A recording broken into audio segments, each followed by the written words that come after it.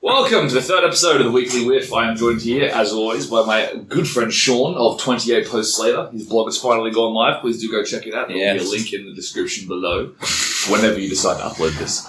Yeah, well, I mean, by this point, the first episode will have the live vlogs as well. Just gives a timeline. People are going to start realizing that we're just stockpiling up these episodes. We might be up to episode 50 by the time episode 1 comes out. The look you gave me tells me that we won't be up to episode 50 by the time this goes out. You need to start dropping this shit really quick, mate. Wow. And today we will be discussing Shaun's recommendation from last week, which was the first 2 seasons of Bojack Horseman. Yes, Bojack Horseman. And because I'm so emotionally traumatized by that show, Shaun is going to be leading the discussion, so please take it away. Well, it was my recommendation as well, so I will lead it. But yes, I recommended the first 2 seasons. Initially I said 3 seasons, but after watching Pete suffering through that show, I was kind of like, yeah, you can just watch the first 2 seasons and we'll talk about that. we don't need you to suffer. Initially, it wasn't the suffering; it was more just the time. Well, it's not a time sink. It's a rough slog, man. Yeah, it's a rough slog. It's a rough slog indeed. Yeah. So to show like I said last episode, the reason I recommended it was because we were talking about Shrek and adult humid animation. I figured we'd talk about another adult humid animation. Humid or humid? Oh yeah. Humid. Yeah. All right, fuck off. And another adult animation for a TV series this time. And I thought Bojack Horseman was a great pick for that because I think that show is very well-centered towards adults. I would not let a kid watch that ever, but it's not family animation, it's straight up just adult-centered. And it tackles some interesting topics that I found relatable at times and also just very maturely handled as well, and I have a lot of love for the show, but what are your initial thoughts on it, Pete? It's horrifying, mostly. It's really good. It's obviously very, very good. Stuff that makes you feel things and question it and, have a gander at your own philosophy is always good. I think that's the hallmark of good literature and good just storytelling generally, right? Yeah, absolutely. If it makes you feel stuff, so, go back to Aeschylus, go back to the old school tragedy of Greece, and you still get the same feeling. You get the catharsis, you get the tragedy, you feel it right down in your guts. And that's what Bojack did to me after 2 seasons, and there's 6. And as Shaun so elegantly pointed out, this was a warning shot. So I'm gonna be very interested to see what he brings out. So stay tuned if you want to watch me just get emotionally broken down. That's what I'm here for. He came out of his room last night, just looking absolutely depressed, and was like, "I need alcohol," and it was just completely destroyed. I was like, "Oh shit, maybe I hit too hard for the first recommendation." He's just a massive pussy. It's funny though, because I watched it all I binge watched it all basically over a month, about 2 weeks basically, and I was just I just sat through it all and kept watching. But I adored the series. I remember you were a bit hesitant at first for the first season, that for aspects of it you're kind of I'm not really enjoying it. But I wasn't enjoying it. I there are things about it I really don't like. Obviously, we can get into that with more detail later. I think what makes it difficult is a couple of things, right? Yes, but for me, it's not. It's traumatizing, as a joke. I don't think it's traumatizing, but it is it's heavy stuff. It is heavy stuff, and the humor's not really quite to my liking. I mean, I don't know what my sense of humor prefers, but it's not particularly slapstick. It's not particularly black kind of humor. It's not sort of. It doesn't play off the gore, the viscerality of stuff. It hasn't got a kind of out there Rick and Morty style shit. It's a lot more subtle. Subliminal fuckery would be my thesis statement for this particular series. It really is. It's phenomenal, but it's subliminally fucks with you. Yeah, the humor, a lot of the jokes just sort of fell off. It's just, it's funny because it's not funny. It's unfunny, dumb gags, and I'll sort of just, I don't know, I'm not any kind of connoisseur of humor. I like what I like, but there are parts of it that are just hilarious, and I do enjoy those, but there are also parts of it you're just whoa. It's a little bit rough. Well, I'm a bit of an edgelord when it comes to humor, so anything that's a bit rough for me, I'm just haha, that's funny. But on the comedy, I think obviously the show is more about something else than it is the comedy. It's not focused on the comedy, but the comedy is still pretty a huge aspect. I said to you earlier, I think season 1's a bit. It's not as funny. It's kind of got the Family Guy kind of style of humor where it's self-referential. And it's it reminds me of the time I did this, and it flashbacks something. sometimes the show also, like, it doesn't feel confident enough to have a serious scene without making a joke as well in season 1. Like, I think one of my favorite scenes in that season actually is kind of damaged by the fact that they need to make a joke. But there's I think they have some pretty smart use of comedy. They've got, like, good reoccurring jokes and, like, the self-referential jokes do sometimes work, and where they kind of reference. I remember in the first season, there's like the episode where Bojack steals the D, and he D for reference. Yeah, the D from the Hollywood sign, and he like wakes up and he's like, yeah, I stole it for Diane. And he's like, or maybe I stole it for David Boreanaz or whatever, because I posted a bunch of pictures of him around my house, and in the last episode, Todd and Princess Caroline were like using Bojack's house as a way to get people to come in because they were selling it as David, the actor's house.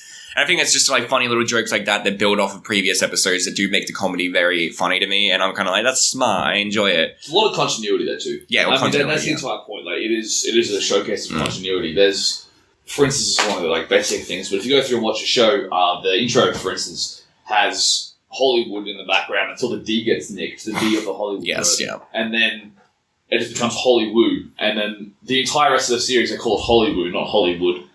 And yeah, the entire show. Every single intro sequence has like it's missing the D on the thing. Like they have this sense of continuity that runs through everything. So they're referencing stuff that's happened, 6-7 episodes ago that you've basically forgotten about at that point, particularly if binging it. And it comes back and it's fresh and it's hilarious. And there is story continuity. Yeah, there is very story. Well. There is a story in this. It's not a situational comedy or a sort of standalone episodic structure like Family Guy.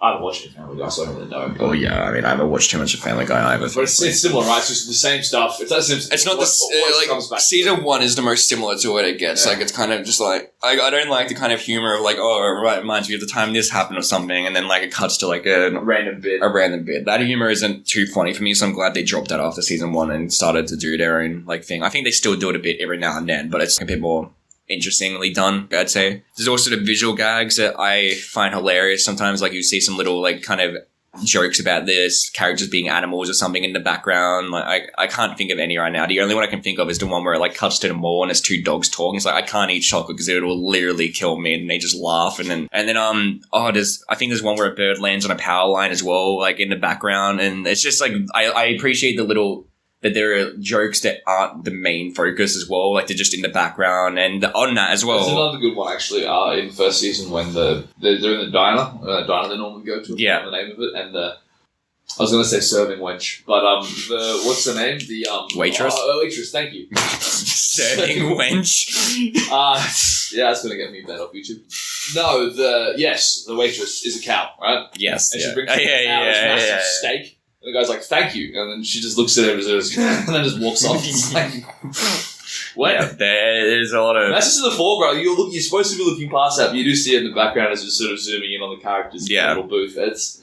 It's pretty funny. And then there's like the Mr. Peanut Butter stuff as well. Sometimes there's a lot of visual gags of him, like his ears perk up whenever like he like gets excited or something. He has like the trunk full of tennis balls. There's a lot of cool visual gags, but on that as well, the animation in general I think it's really good, honestly. Like, it's very basic for some episodes, but then there's some episodes where they get really experimental with it. Like, the drug trip in season 1 is one of them.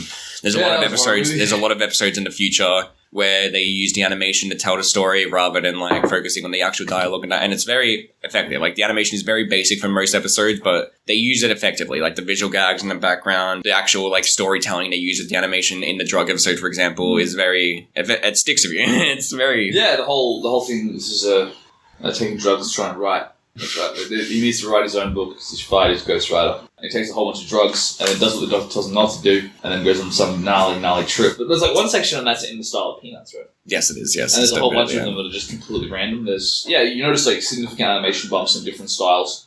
Another example of that is in second season when Princess Carolyn's standing there in front of the painting in the museum, and then she goes off from this wondrous world and the entire art style changes. Oh, yeah. She's like staring at this picture while there's a gunfight going on behind her. Yes, that's right. Yeah, that is season 2, isn't it? Yeah. And she walks in, she's just walking and they're sitting down, and it's all done up in a completely different style. None of the sharp outlines, all sort of, it's experimental art style, which I found pretty interesting. Yeah, it's funny, yeah. On like the further with the animation as well, I guess we can talk about the intro here, but I adore the intro for like, I like the music for one thing, but on top of that as well, I like that the intro represents like Bojack's current life and how like and the people that are a part of his life. So when it goes through like his house, you see all the people that are like connected with him and friends with him, and then the opening will change over time to kind of reflect what's actually happening in the show. So some characters will be removed from his house, and some characters will. Season 2. Yeah, Wanda, for example. Yeah, she gets introduced into the opening, and she's in there for a bit. But then once he like breaks up with her, or they break up, she vanishes. She vanishes. Very last episode 12. Yeah, she vanishes. Yeah, she's not there anymore. And I was looking out for her. I was like, yeah, no, there's a lot of really good visual sights and I really intro. like her. Yeah. Wanda's amazing. Yeah, well, I'm glad you like Wanda so much. But yeah, just a nice person. Well, yeah, she's Julie as fuck. Don't get me wrong, but nice person. Yes. Well, in terms of characters, then I guess we can segue into the next topic conveniently. Immediately. Well, first of all, there's one character I know you love a lot, so we'll start with him to kind of let you start off easy. You love Todd a lot. Yeah, Todd's great. I like Todd. But I say he's my spirit animal. I'll probably get kicked out of his house. So, I was like, what? And I was like, oh, yeah. I really like Todd. I feel like Todd is every post-uni student.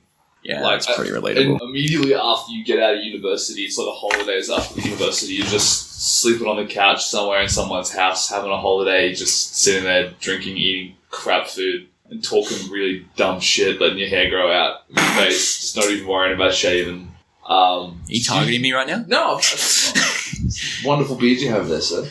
No, I just like his character because he's an idiot. He's a fuckwit. He really is. He's not like particularly intelligent, but he's quite insightful all the time. And he's a nice guy, and he's sensitive. He's quite sensitive, and he gets hurt pretty easily. But at the same time, he's got a kind of zany get up and go sidekick vibe with him. Now you're looking at me like I don't know what happens in the later season, but I don't know. I really enjoy his character. I think he's a really good foil for Bojack. He's kind of almost like the help, but then he always gets into these zany circumstances outside of the main story. Like Bojack's going through some crippling, depressive stage, or making some horrendous decisions on one end, and the other end, Todd's like lying down on his back talking to celebrity carjackers or something. Yeah, about letting his guard down, and he just gets beaten up and left there. Yeah, and Bojack drives back from Miami, and realizes he's left Todd behind. Like almost gets to his house, like Todd, and then looks around and is like, oh shit. Has to drive back and pick him up. I don't know, I like Todd. What do you reckon of Todd? Todd's a good character. He's a very like simple character. I feel like compared to the others, especially like considering his growth compared to other characters, he probably goes through the least change. But I think that's because Todd doesn't really need to go through that much change. He's kind of a good person. He more just needs to get a stabilized life. He's like character motivation basically, or like what it will like eventually becomes, I guess. The whole like flaw for Todd is that he's basically a fucking like dropkick, like a house leech that does nothing. He has no. He go off on crazy zany schemes, but he has no get up and go about him. Except, well, it's actually one of the saddest parts. Yeah, well, exactly. The rock opera arc. Yeah, that's like that's like not even his flaw that he doesn't get up and go about it, because Bojack kind of doesn't encourage him, so he can keep him there because he wants that companionship, yeah, which is fucked up. I also think that Todd's one of the most. He's kind of the trope. I think would be unfazed everyman.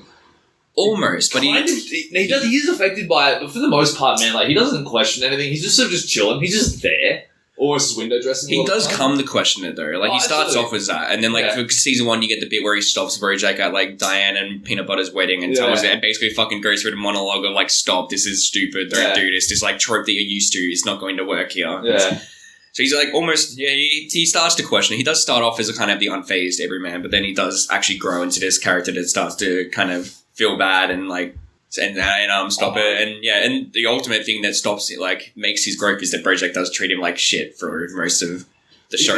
He's stunted in a lot of ways. Yeah. Because if Bojack's another case entirely, but if he had more access, or if Bojack had any kind of actual ability to... He's got all his contacts, he's got all his money. You could absolutely get him set up with a job that isn't working for another celebrity or something. Get him a good gig somewhere else, like, consistently. But then also, Todd is such a screw-up that he would fuck it up too. Yeah. Yeah. But, like, I still think, like, season 1 does show that part of the reason why he's a screw-up is because of Bojack as well, though. Because, like, he can do things on his own. He almost got the rock opera up, and he almost, like, actually did it done. He just needs a bit of help, and Bojack... I can also strongly sympathise with getting this old video game that you haven't played for ages and it's losing 12 hours on it. That's, Although I did find that entire visual gag really funny when it was some like really old video game from like it was like Tetris. Yeah, it was Tetris. Yeah, it was just Tetris. It's like interesting gameplay. Yeah, very intense. I was waiting for something crazy and it was just some ripped off. Yeah, it's like.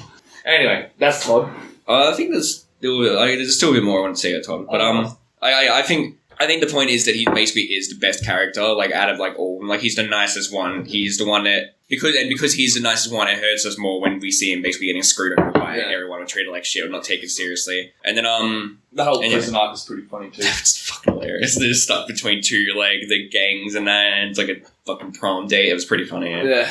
And it's another case of like Bojack treating him like shit because during that whole thing he's calling Bojack multiple times and Bojack just fucking like is like, oh, not now, I'm busy or something. Yeah. And then that builds up to season 2 where Bojack does actually like apologize to him and like save him from his improv cult thing that he was abducted into. And he does like try and he'll say like basically say that he wants to try and be a better friend to him, and it's good progression. Just given the characters though, I don't think that's going to continue to happen. Well, I mean Todd moves out. That's one of the big things of season 2. Todd moves out of the house. Yeah, I'm not sure if it's like he graduated from the couch to the car, and then from the car to the back to the. He wasn't even on the couch. Diane was on the couch for a while, and then he sort of just went, "Yeah, I'm up and I'm moving." He got offered a job with Carol. Yes, I think so. What happened? Who offered him a gig? Isn't he with Peanut Butter? I am like from the like I haven't rewatched bits of season 2 yet. No, so I can't quite remember what actually happens to him. Because I know he moves out though, and that's a pretty strong moment. And he's just like, we had some good times, right? I'm just like, this. Oh yeah, I remember. I think he does go back at the end, like. Oh, I'm sure he does. This is my point. Like, as much as they try and get away from the whole status quo, where interesting or dynamic, we've got this continuity. They need a story, right? So yeah, exactly. Events will conspire to bring everybody back together again. We'll talk about the idea of like better or less repetition in a bit, but yeah, like Todd's a great character. Aaron Paul's a great actor and voice actor, and Aaron Paul. Who else is he in? He's in Breaking Bad. He's like that's like what he's mainly known for. Aaron Paul. He's like Jesse in Breaking Bad. Okay, yeah. Well.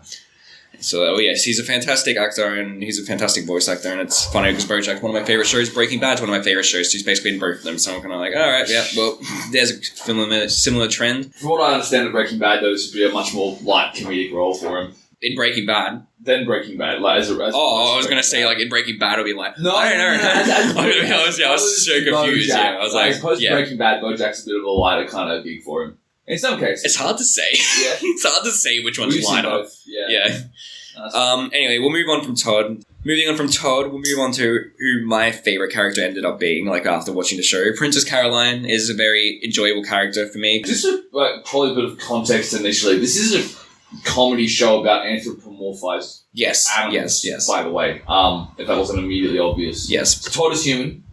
Bojack Horseman's obviously a horse. Princess Caroline is a cat. Pink. Yes, cat. Princess Caroline is a pink cat. There you go. And she's an agent. She's Bojack's agent. She's Bojack's agent, yes. Yes, and she's your favourite character, huh?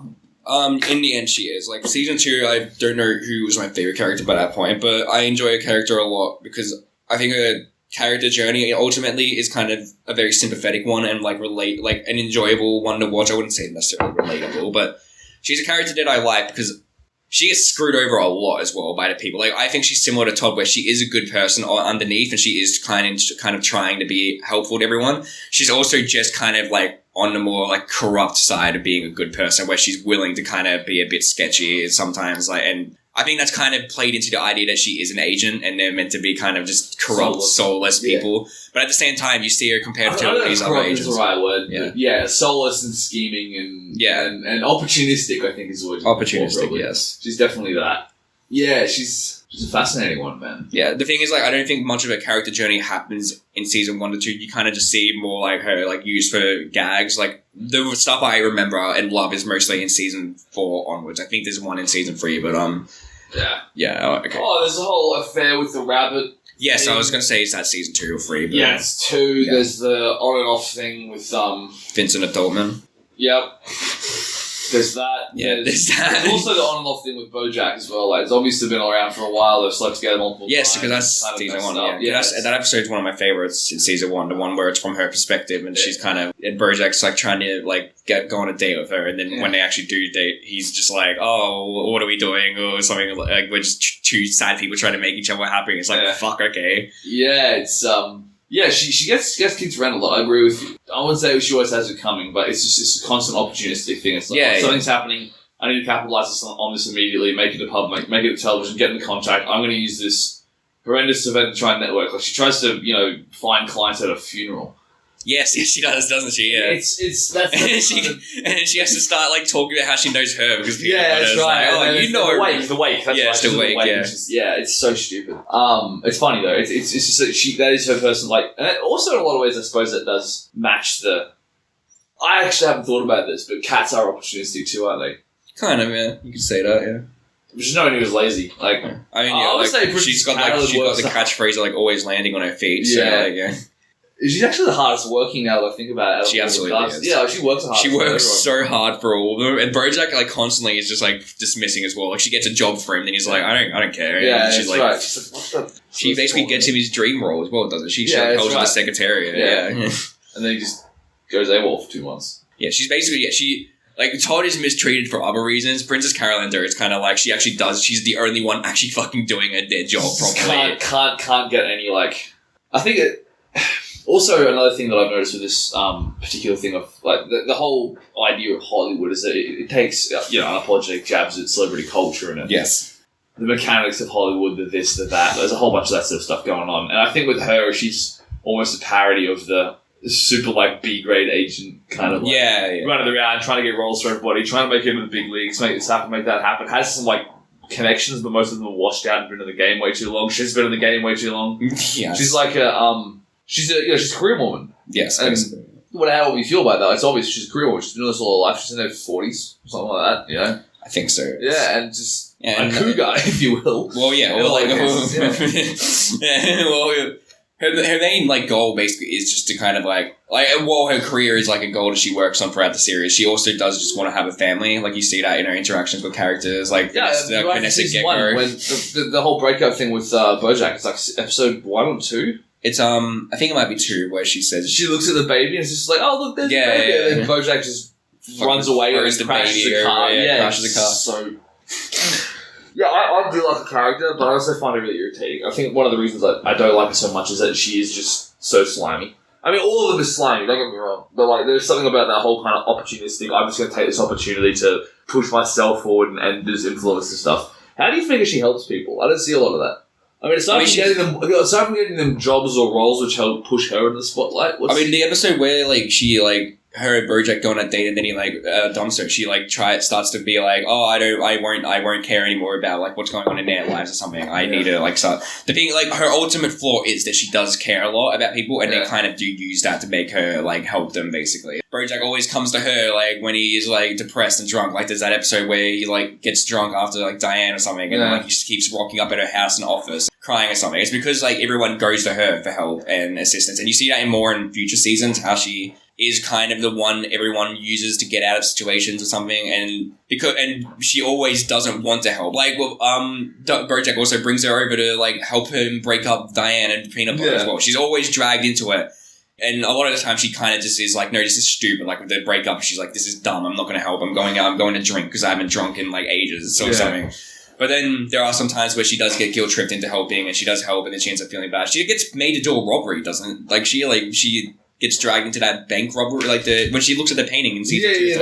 They're trying to get the Richard Nixon Library or the Richard Nixon Museum. Oh yeah, that's why it's happening. And then they stage a distraction, pull the cops away from there because Bojack had created a police cordon around the museum because he stole a miniature model of the entire thing to plan out a heist. Yes.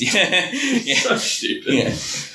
Yeah, she just walks in there and just gets fascinated by his painting and then she leaves. Yeah. The constant gag as well. Like, there's a lot of really good gags in the series. Some of the funniest to me are like the whole her assistant. Like in season 1, the phoning through to the assistant. It's Heather, her assistant. Like, you don't see her or anything, and then she keeps like phoning through. So Bojack's just confessing his love or drunkenly saying dumb shit, and then Heather hears it instead of and it's just. It's so great. I enjoy. She doesn't also, like, aside from her opportunism. Sorry, man. All good. Opportunism's like one thing, but. Yeah, she doesn't seem to have any particularly crazy vices either. In the first 2 seasons, at least, that I have noticed.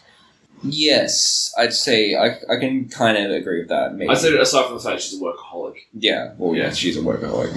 Either way, I think, like, the thing with Princess Caroline is that her journey is more kind of, I appreciate it more from like the end point of where her character has started from, how she's progressed. Now, by season 4 was when I was like, she's my favorite character though. But she has a really good episode in season 4. She has like, I think all episodes are also kind of the most enjoyable for me. Like when they're about her, they're kind of a lot more interesting. She's my favorite character, and you can see some of what I'm saying at least. I do understand the irritating aspect though. Yeah. Well, the aspect of you've seen all this in my 2 seasons. Yeah. And you're having to backtrack mentally to find out what I'm doing. Because I was going to do my homework. Yes. But anyway, now we can talk about Diane and Mr. Peanut Butter, I feel like. As a unit or separately? I think, like, as a unit, like, it's probably the most effective. I don't think Peanut Butter by season 2 has kind of established himself enough as a character, and it's more kind of his relation with Diane is the main thing to talk about. I don't think so. I think he's a really fascinating character, actually. Well, I mean, we can talk about them both, like, if you want to talk about them. As a unit, you can, but separately as well. You're made to hate their relationship initially. Because you see the entire first season through Bojack's eyes, so you're just like, why is she with him? Why is he such a dipshit? He is one of the best like established characters that I just loathed from the beginning. Absolutely hated his guts in the first season. A really good chunk of the first season at least. Because you're just like, I just hate you. He's not funny.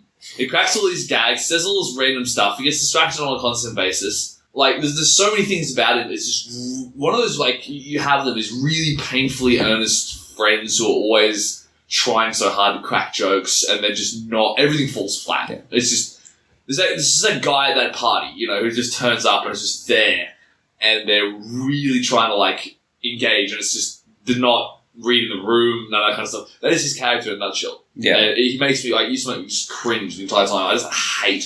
It's something about him made my skin crawl initially. I just really didn't like his guts, and obviously Diane's got some interesting points. And so when they start like finding, the first episode or the first 2 episodes, you find out their boyfriend and girlfriend and stuff. Yes. And it's like, what? You kind of get where Bojack's coming from. He starts puking candy floss on the side of the mountain. But what I find really interesting is like, as you go on to season 2 and stuff, and she goes off to Cordovia and then comes back and she's hiding from him and everything. He's like this super supportive, loving idiot that is always there.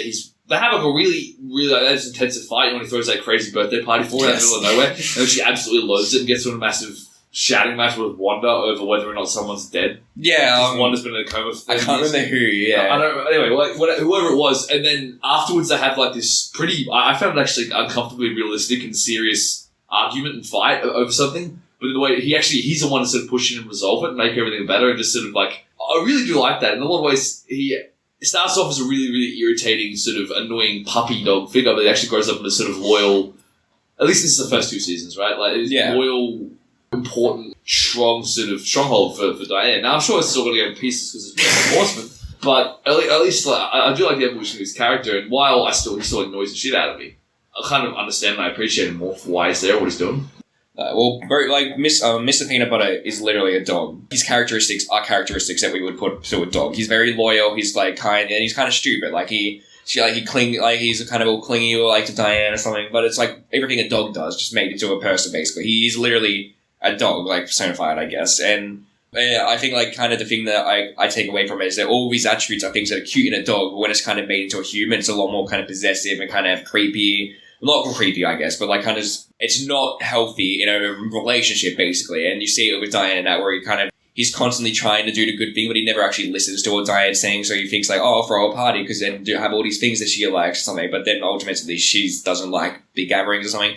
Like buying, like stealing the D, like as well, or like taking credit for stealing the D as well. Right. She like wouldn't like that because it's too much, and now she's getting filmed and she's like, I don't like this attention. But I think in the first season I was kind of annoyed, I guess I would say, with most of his occurrences, but I was like, I don't think it's terrible writing. It's more that he's designed to be this way, so I get what they're going for.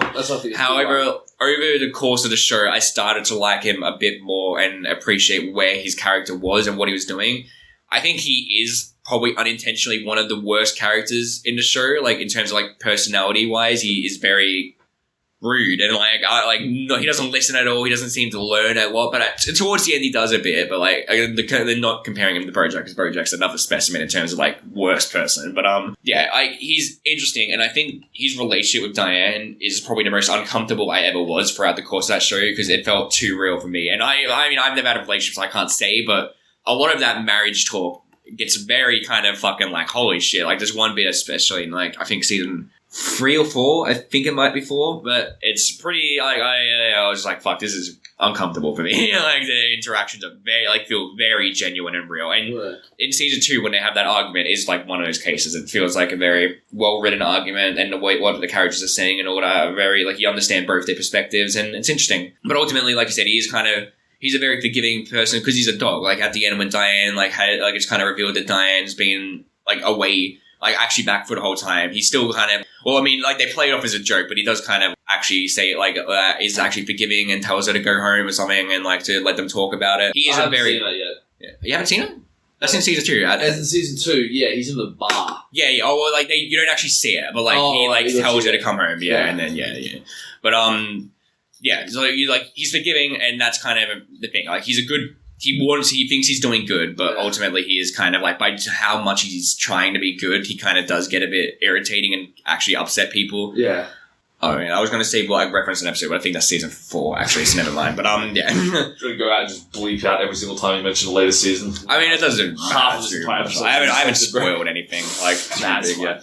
He's a very interesting character to look at alone, but I think, like, in terms of, like, him as a character, you can't talk about him without mentioning his relationship with Diane at some point. Yeah.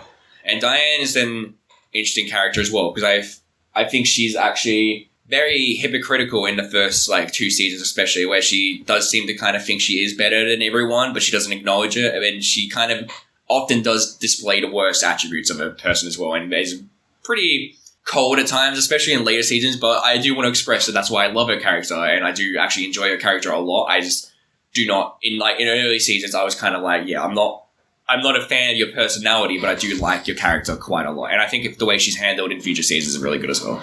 I just want to make that clear that I don't hate Diane. But yeah, her character and her relationship with Bojack in season 1 is very interesting. I thought that whole, like, watching it for the first time, I thought her writing the book was going to be something that happened throughout the whole course of the show and not, like, handled in season 1. I had the same feeling, yeah. But no, it's pretty much handled in season 1. It's not a curveball in terms of story, though, right? Yeah, exactly. I assume every season's a different thing. So the first season's the book, the second season's the movie, the third season's probably the Oscar runs. Yes, yeah. I'm going to assume, and then the fourth one will be whatever else happens after that. Yeah.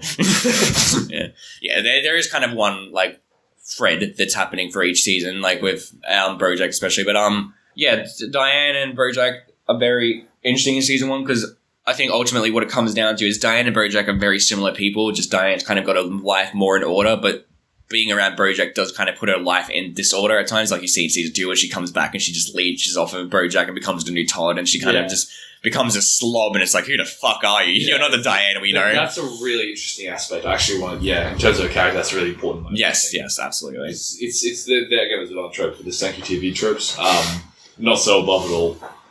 Right? And the idea of a trope is that there's someone who is prim and proper and everything else, but like when you boil it down, there's a whole bunch of stuff going on, and people are having a good time or goofing around or doing stupid shit. They'll join in and have a good time as well. So, or they'll have joined in and sort of show they're not so above at all. That's the idea. That's Diane's character to a T. She does come off as you've met people like Diane. Yes. Right? I think in a lot of ways I was very similar to Diane in some ways as well. So it's very interesting. Like, her character is, like, it's interesting. She's human, by the way. She's the only, like, no, she's not the only human character in the main cast. Todd is. Todd and Diane are the humans, I think. Yeah. That I know about. And no, I can't think of any others who aren't human. In terms of main characters, I don't think there's many others. Like, but, out of the main cast, they're the only 2 humans, which is interesting. Because I think they kind of do display more human nature. Like, nature is, like, a lot. Like, I think Bojack displays a lot as well. But obviously, like, with Diane, you kind of get a lot more realistic subplots. Like, so just for context, Diane is in the first season a ghostwriter of Bojack's book because he's trying to write an autobiography and he can't do it. So he hires a ghostwriter for Penguin, which is actually run by Penguins. Yes, and it's run down. Yeah, it's going bankrupt because of digital publishing. It's his kneecap's broken at some point. It's kind of hilarious. Yeah, his family lives in a phone booth apparently. Yeah, that's right. Oh my goodness. But yeah, Diane is an interesting character in that she's reasonably good at the job, but also not. I mean, at least in the first season, she's quite, she sits there and she writes down everything else, and she's manipulative too. Well, yeah, exactly. Like at the end of season 1, she posts like her book online because Bojack doesn't want to post it. And while arguably I'd say her book actually was good, like she said, it did do him a lot of good. Yeah. Like it is kind of like brought him back into the spotlight. Yeah, what he wanted. Yeah, it's exactly what he wanted. But it didn't. He felt attacked and like he didn't like it, but she still posted it because she got mad. And that goes back to what was said earlier in the season by her ex-boyfriend who was like, you're a bad person and eventually you'll crack it. And she has those moments where she relapses and kind of becomes this real fucking unforgiving bitch, to put it lightly, where she's just super like, she doesn't care. She's super petty and she's like, I'm going to one-up this person because they like upset me or something. Absolutely. And it's good. It's a very consistent character. It's human. Yeah, I relate to it. There are times where someone's pissed me off and I'm like, you're going to fucking regret this. I'm going to wrong you. Yeah. I'm gonna one up you on that one, Chief. Yeah, she's I like Diana's character. I guess as a writer, or something of a writer myself. Yes. We can relate to that kind of thing. The grind, the sort of the introversion that comes along with it as well. The constantly having to deal with high energy and energetic people.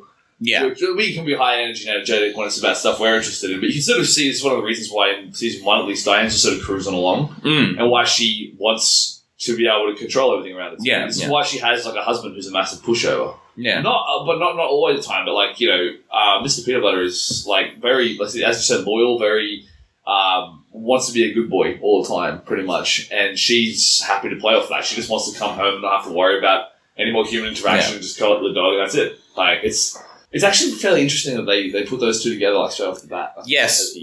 Well, I think ultimately as well, Diane is meant to basically be our viewpoint as well because she's the character that comes in and she's the new one to the whole dynamic of the characters. Like all the characters know each other by that point, so. Yeah. In season 1, we're from her perspective because she's kind of the audience surrogate. Yeah. We're learning like for what she like as she's learning about Bojack. We see we meet these new characters just as Diane meets them as well. And that's good for season 1, but I am glad that they do make her into more of an interesting character that has her own personality and thing rather than just being kind of the audience surrogate, like you said.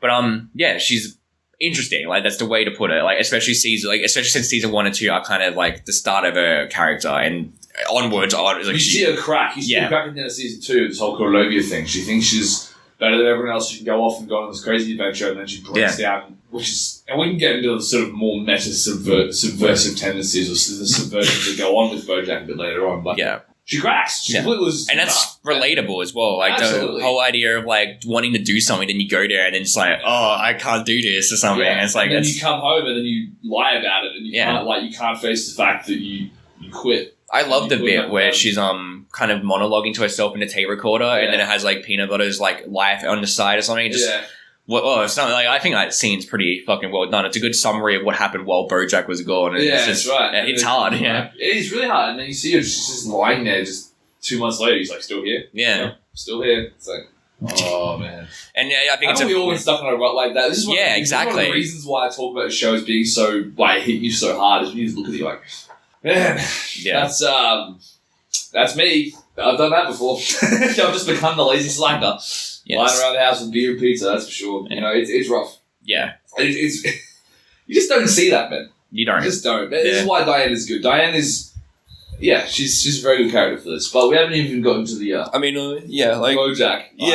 Bojack. He's a fascinating one. Well, he's I was saving the best for last, or the best in most terms, Bojack's character. He's a narcissist, I think. He's a textbook narcissist. That's what he is. He's just a train wreck. He's a narcissist. Yeah, he's a narcissist. Well, everything is about him. And it's also, I don't know a lot of watched out movie stars, but shit, like... Well, I mean, like, Bojack's like whole thing is that, like, he's stuck in this cycle of destruction. Like, he continues to, like, it's just stuck, like, on loop. It's always playing out. He tries to be good. He ends up relapsing and being bad. And it's just... Like, you see this cycle pretty well, like, at the start of season 2 when he starts off trying to be positive or something, and, like, he starts being, like, all very nice, and, like, he can't do the role because, like he's too nice, and he can't play the depressed character anymore.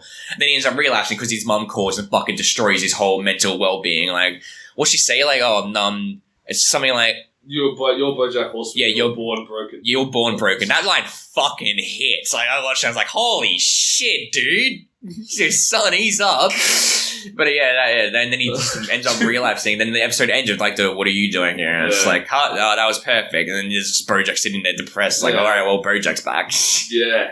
And it's basically what keeps happening in the show. You see progress, but then he takes one step forward and then ultimately like ends up taking 2 steps back because he's just stuck in this loop and he can't get out of it. And it's mostly like kind of put down to it is kind of the Hollywood atmosphere that does keep him in that loop as well, where it's like always past failures and that, which we will talk about. But like Bojack is the worst thing about himself. Like he is everything that's wrong with him. He like does like to think that it's all the things that have happened like around him and all that, but it is, you do see like it's just him as a person at this point that is constantly screwing himself over. And it's depressing because it's very fucking relatable for some people. Like Bojack's character is very relatable at points to me. Like there's a lot of monologues and like episodes that have hit very close to home for me with Bojack's character.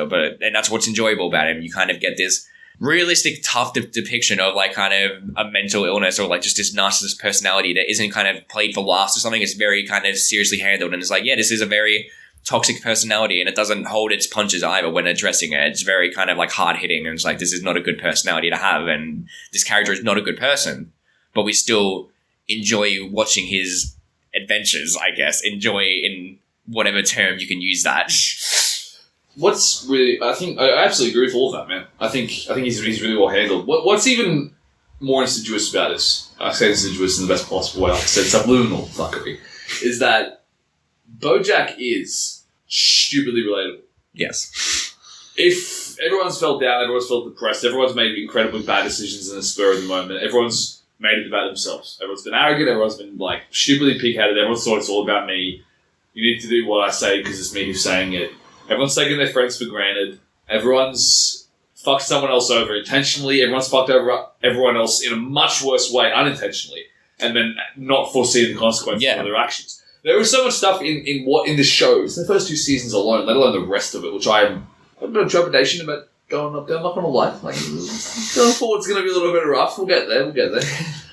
Maybe a season a month or something, just to sort of ease my way into it. And I'll binge the last couple, halfway through the year or something. I don't know. My soul can handle. Yeah, it's just soul. Yeah. But yeah. So you guys are put me on suicide watch just like Yeah.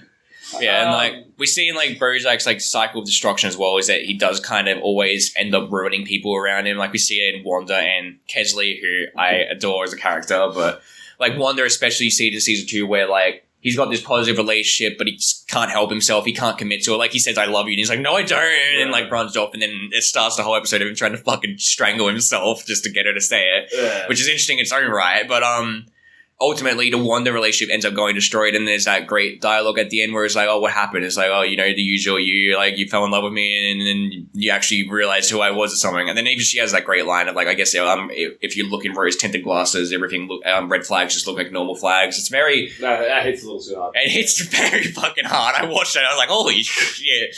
And then like you get then she ends up basically being like removed from his life because he can't help himself. Like he does always kind of go into. He can't help himself. That's the thing that sucks the most, man. You've seen it. He can help himself. He's absolutely capable of getting out of the rut.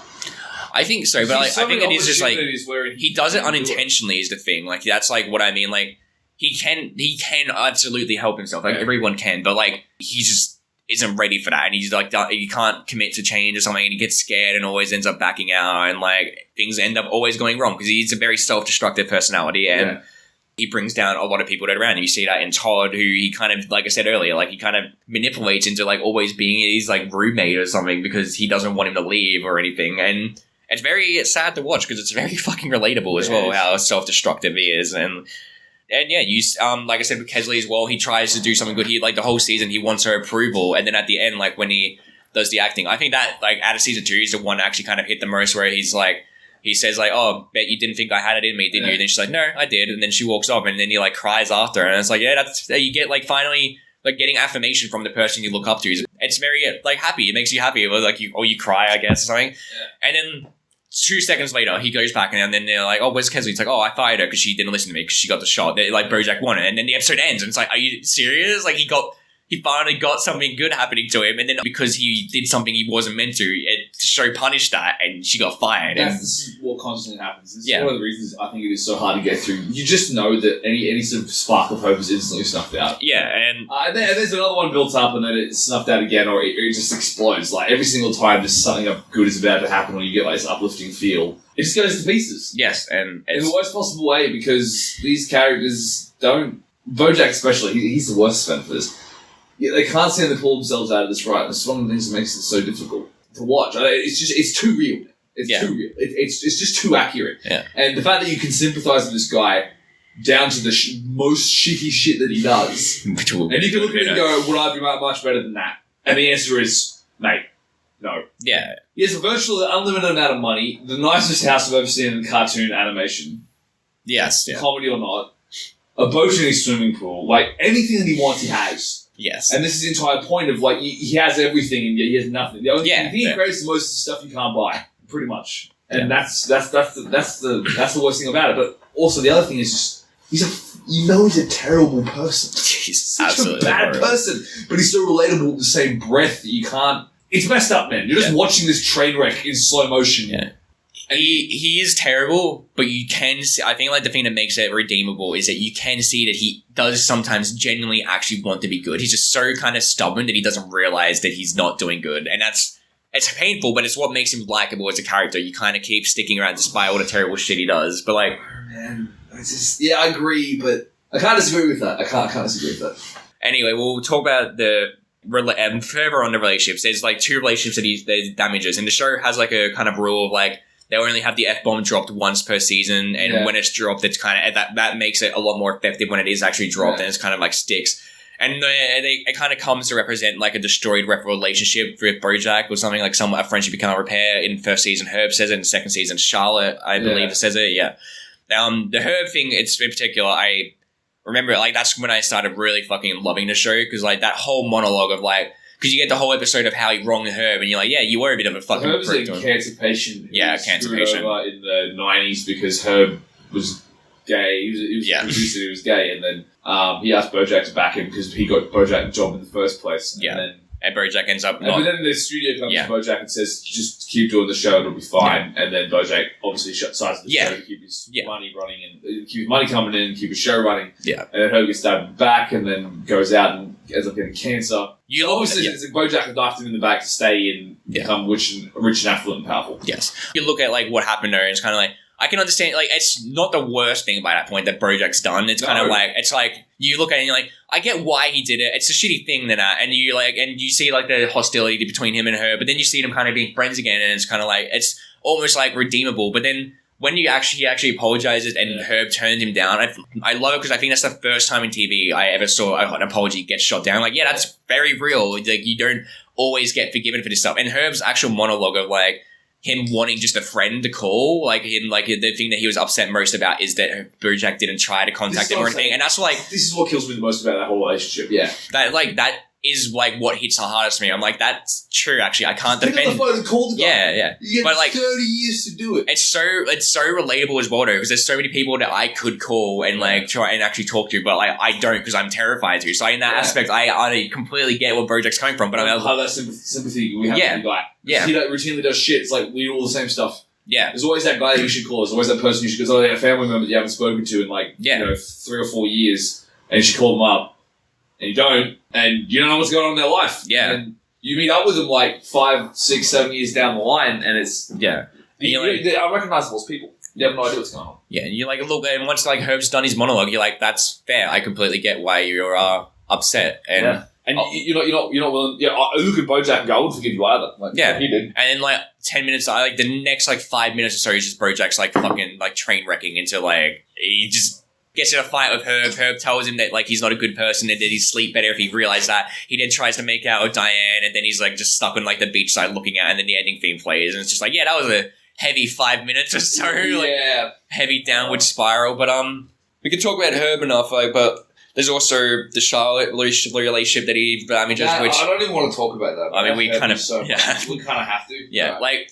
The worst thing about that is that like, there's the worst thing, but like the thing that hurts hard about that is that it's him escaping from his fucked up life, and you see like he's got this kind of good like stable life, like no one is sick of him. They're kind of like, yeah, you can stay for a bit, we don't mind, it's something you're fun to be around.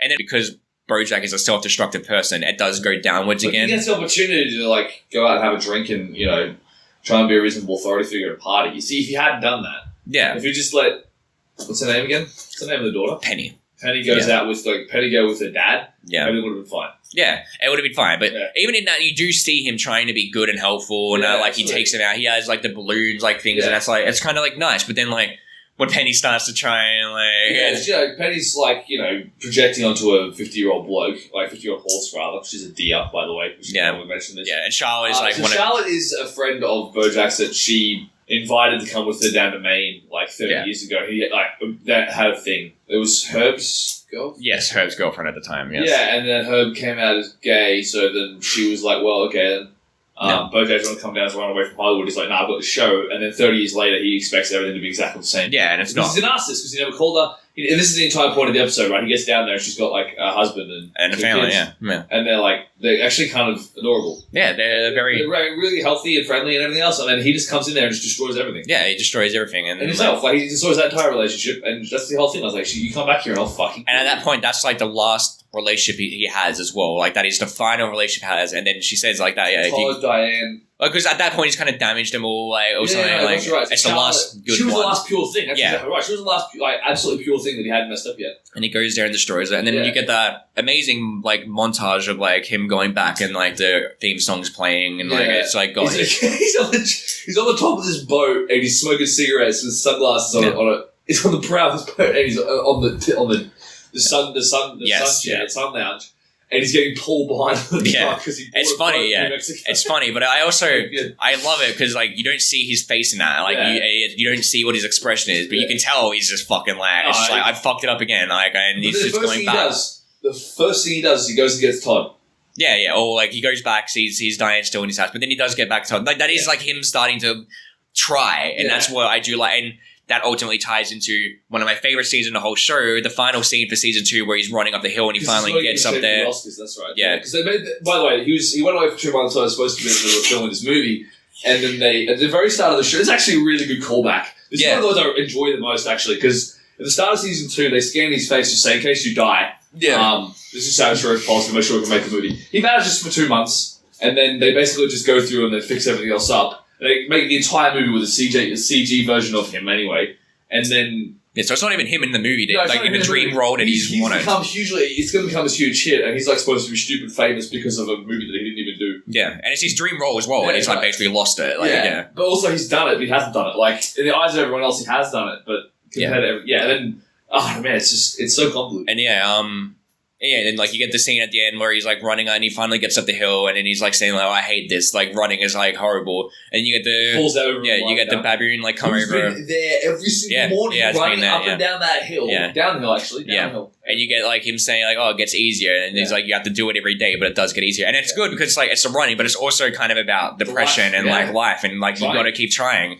And I'm like almost tearing up saying it, but I fucking love that scene because it's such a perfect endpoint for a season, especially a season like that where it's just like fucking and like everything's going wrong. But then Bojack's like, okay, and like he is trying, and that is the ultimate point of like what it is, and I love it for that and that's why it is still one of my favorite scenes in the show, despite maybe what does happen afterwards, and it can be debatable if it does get easier, but like it is still Peach is like I don't want, but it's super enjoyable, and it's a good PSA message almost. Twist the knife for me, man. After that, it's just like I know. I know that it gets easier, but it's just because you look at that, and we've all got our problems, we've all got our rights, we've all got our self-destructive behaviours. We all do, all of us, at any given point, and instinctively, down deep, there is something. This is going to be real, maybe a little too real, but I think this is a message of the show. We're all like intrinsically messed up people, and they're not always messed up as a matter of degree. We've all got our issues, we've all got our problems at any given point, and you can't escape that from distracting yourself from it. You got to put in the work. You got to try and get out of there. You got to try. You got to keep trying. You got to go run up the hill.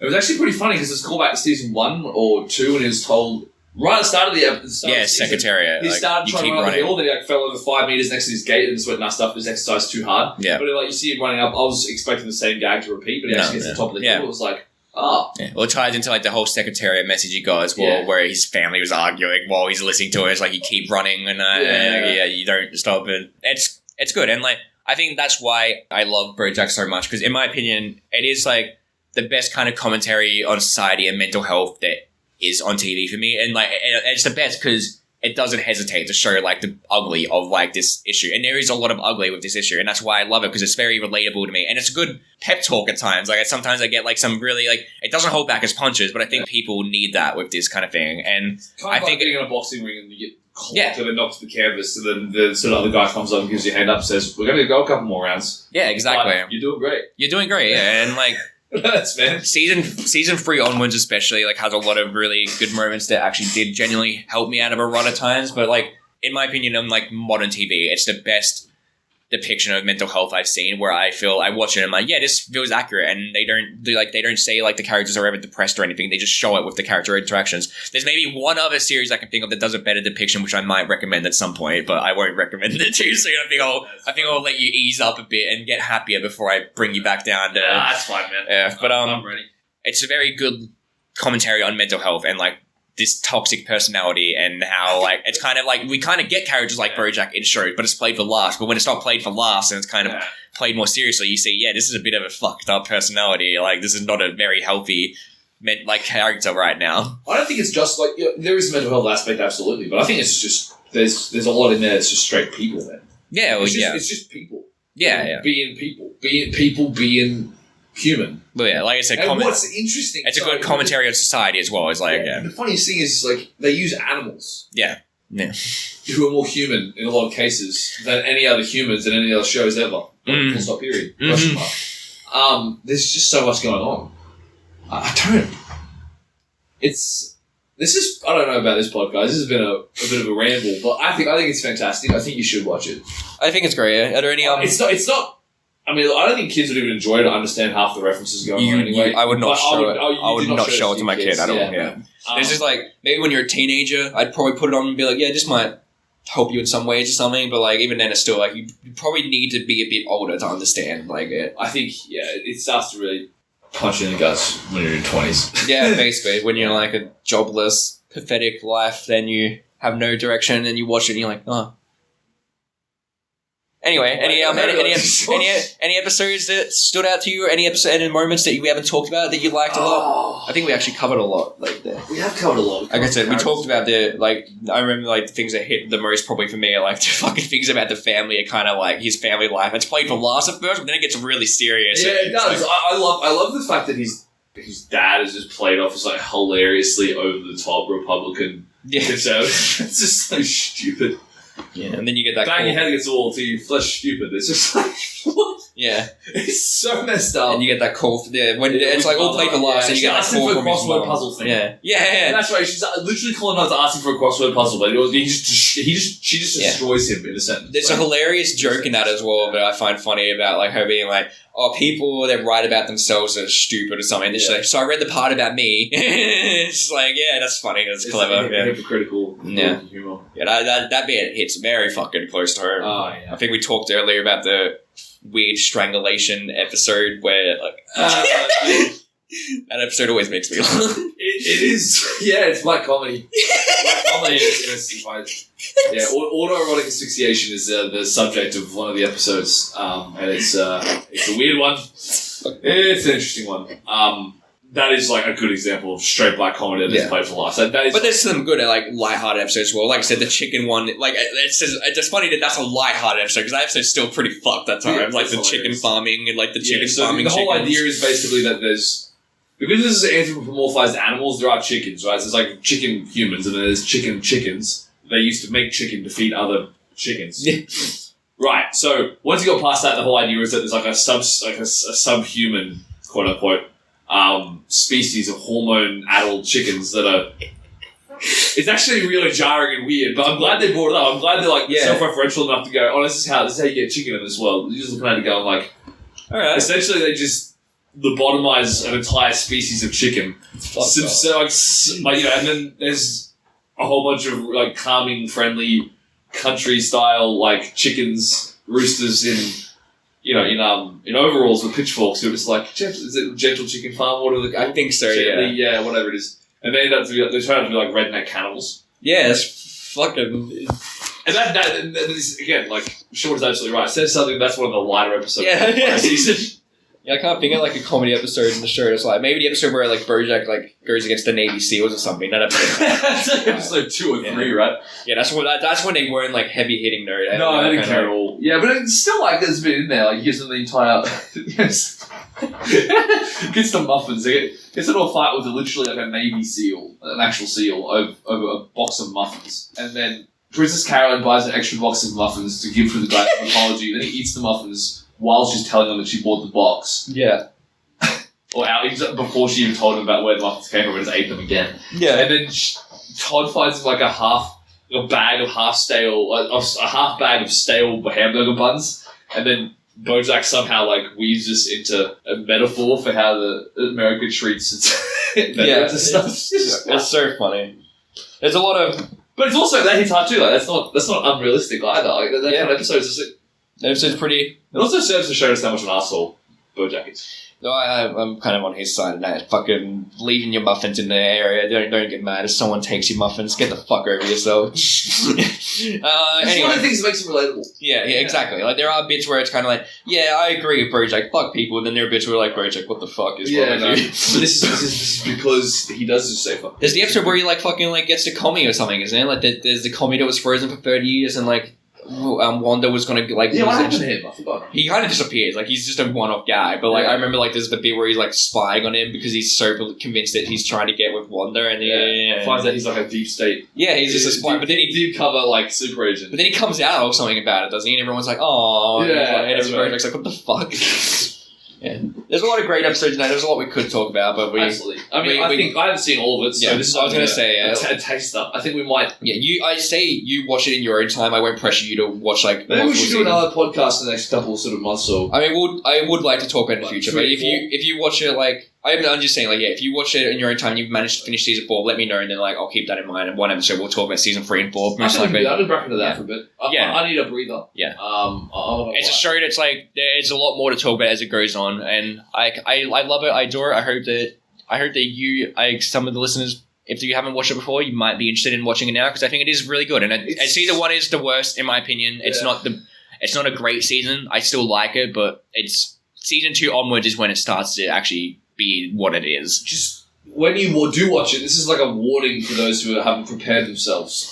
It hits hard, man. It will make you question things. It is a very deep study of flawed, borderline psychotic characters. Yeah, that have way too much in common with you as a person, as a human being, and they're animals. They're anthropomorphized animals on a cartoon show for adults, and they still have more in common with you than you want to admit. And that's messed up. It is good. I absolutely say it is good. It is good storytelling. It's good writing. It's good gags. Yeah, I think BoJack is good. Nice. But I watch go in unprepared. If you want to, it's gonna. I don't know.